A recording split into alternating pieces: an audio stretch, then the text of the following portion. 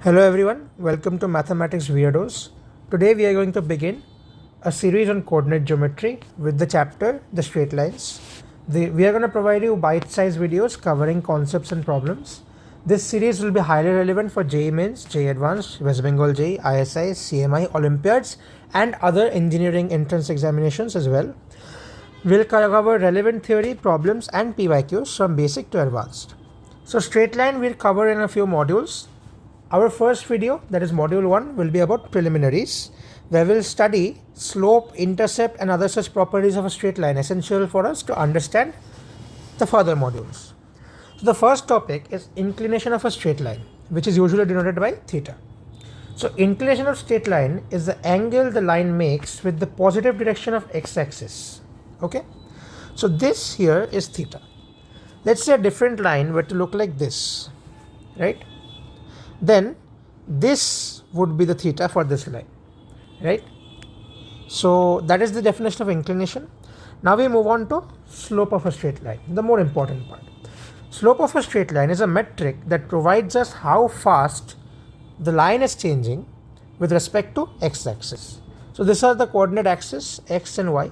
Let's say we have plotted y equals to function of x, which is a linear function, alright? So slope is defined as the ratio of change in y to the change in x. It's usually denoted by m. So m will be, let us say these two are the points. So what is the change in y? The change in y is y2 minus y1 or y1 minus y2, whatever way you look at it. So slope will be y2 minus y1 upon what is the change in x? This is x2 minus x1. This changes y2 minus y1. So slope of the line is the ratio of the change of y to the change of x. So m is y2 minus y1 upon x2 minus x1. Some people might say, why not y1 minus y2 upon x1 minus x2? This also works if you simply multiply the numerator and denominator by minus 1. But you have to be careful, the order of points you choose in the numerator, it has to be the same in the denominator. Let's say this is the point A and this is the point B. So if we do ya minus yb, we have to do xa minus xb. Or if we do yb minus ya, we have to do xb minus xa. We cannot do ya minus yb by xb minus xa. This is a faulty case. Alright? So, an interesting observation. Let's say I draw a line parallel to the x-axis through our point, say A. This is a point A and this is a point B. Note that, let's call this P. Note that angle BAP will be equals to angle, let's say this is Q, this is R, will be equal to angle AQR, which is equals to theta, right? So this is theta. Now, if we draw a perpendicular, let's say we name this S, what is tan theta? Now, from triangle BAS, tan theta is BS upon AS, right? Now, what is BS? This is x2 comma y2 and this is x1 comma y1. So therefore this point must be x1 comma y2. So BS is y2 minus y1 and AS is x2 minus x1, right? So tan theta is y2 minus y1 upon x2 minus x1. See, this is the very definition of the slope, right? So this is equivalent to m. Therefore, we can, from this derivation, we can say that m is equal to tan theta, right? So the slope of a straight line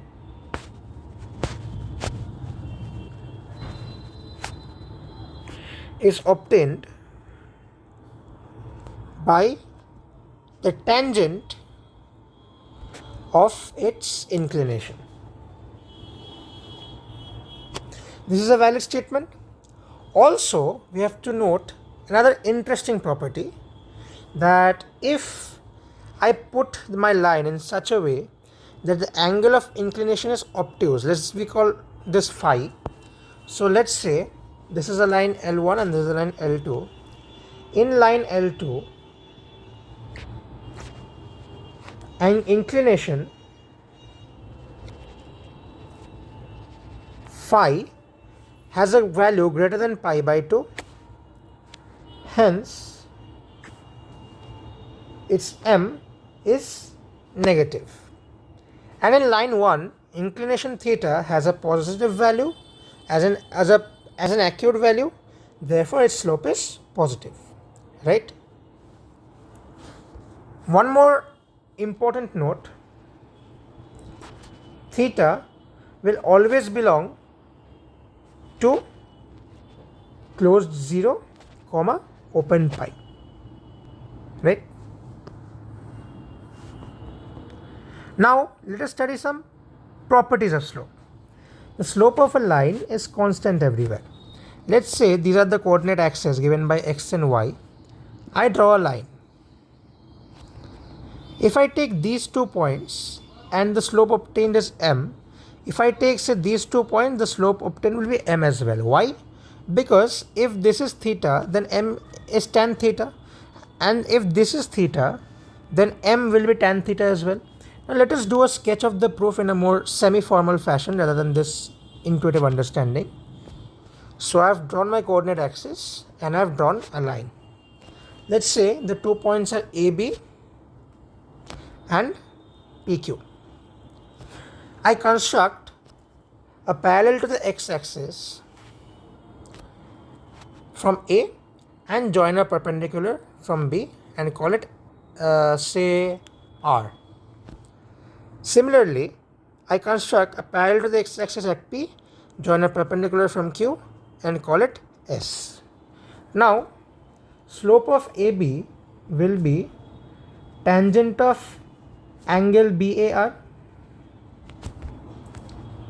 Slope of PQ will be equals to the tangent of angle QPS, but angle BAR equals angle QPS because they are corresponding angles, right? These two are parallel, since both of them are parallel to the x-axis.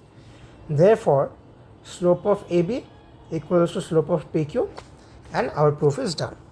Next, the slope of parallel lines is the same. Let's say L1 and L2 are two parallel lines, right? What is slope of L1? Let's denote it by M1, and slope of L2, let's denote it by M2. Slope of L1, that is M1, will be equals to tangent of theta 1,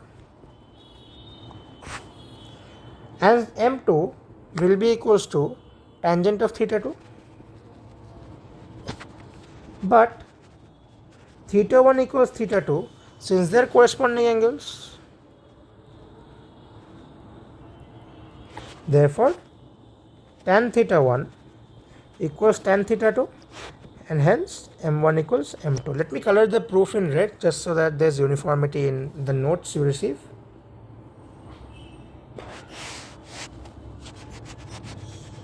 Right? Let's move on. The product of slopes of two perpendicular lines is -1. Let's say L1 and L2 denote two perpendicular lines. Let this be L1 and this be L2. Now, let theta be the angle of inclination of L1. Okay? Now, let's call these points A, B and C. Now, what is this angle? Let's call it theta 1. Let theta 1 be inclination of L1 and theta 2 be inclination of L2. Clearly, this angle is theta 2, right? Because theta is always measured with the positive x-axis. Now, so theta 2 plus what is this angle here? Since this is a right triangle, this angle is pi by 2 minus theta 1, right? Pi by 2 minus theta 1 equals pi, since this is a linear pair, right? Now, what is theta 2? That means theta 2 is theta 1 plus pi by 2, right?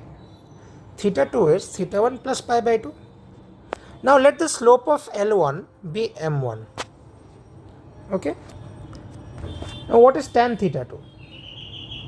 Tan theta 2 is tan of pi by 2 plus phi 1, rather theta 1, which is minus cot theta 1. Therefore, tan theta 2 tan theta 1 is equals to tan theta 1 times minus cot theta 1, which is clearly minus 1. Now tan theta 2 is slope of L2 and tan theta 1 is slope of m1, which is equals minus 1. Hence the product of slopes of two perpendicular lines is minus 1. Now we are given a question. They are asking us to find the slope of a straight line passing through 3, 4 and 5, 6.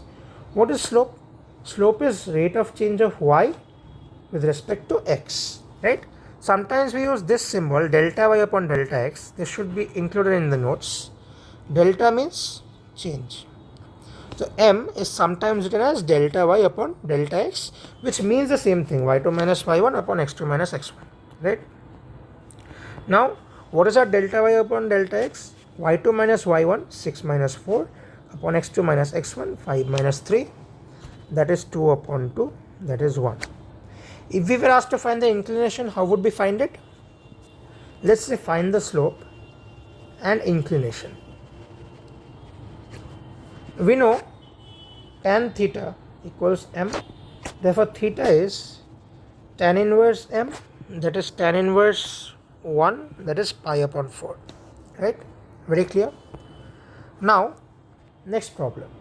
The slope of a straight line is 2. It passes through these 2 points. Find x, right? Okay.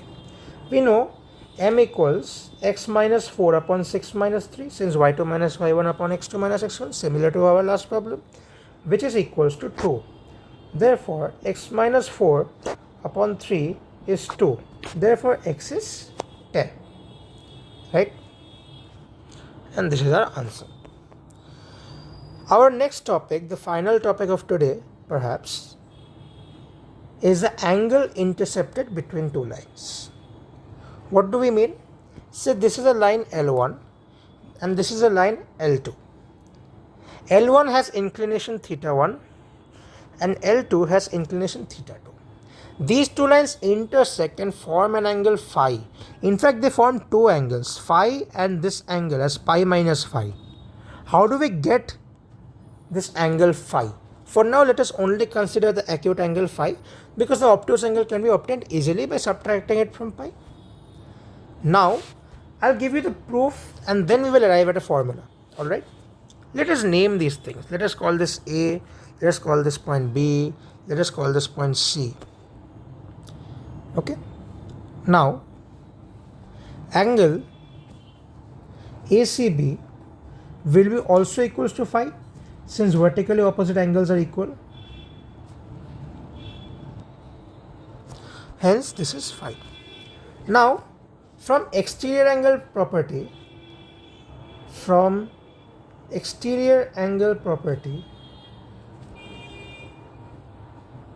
we can say that theta 2 is equals to theta 1 plus phi. So theta 2 is equals to theta 1 plus phi. Therefore, phi is theta 2 minus theta 1, right? Now, this is a way to obtain the angle intercepted from the inclinations. But we want an angle intercepted from the slopes. Let's take tangent both sides. Therefore, tan phi equals to tan of theta 2 minus theta 1, which is equals to tan theta 2 minus tan theta 1 upon 1 plus tan theta 2 tan theta 1, right? Which is equals to tan theta 2 is m2, tan theta 1 is m1, here 1 plus m1 m2. Therefore, phi can be written as tan inverse of this entire thing. Now in this case we can assume that theta 2 is greater than theta 1 from the figure itself, but in general we write phi as tan inverse of the absolute value of m1 minus m2 upon 1 plus m1 m2. Why do we take the positive value?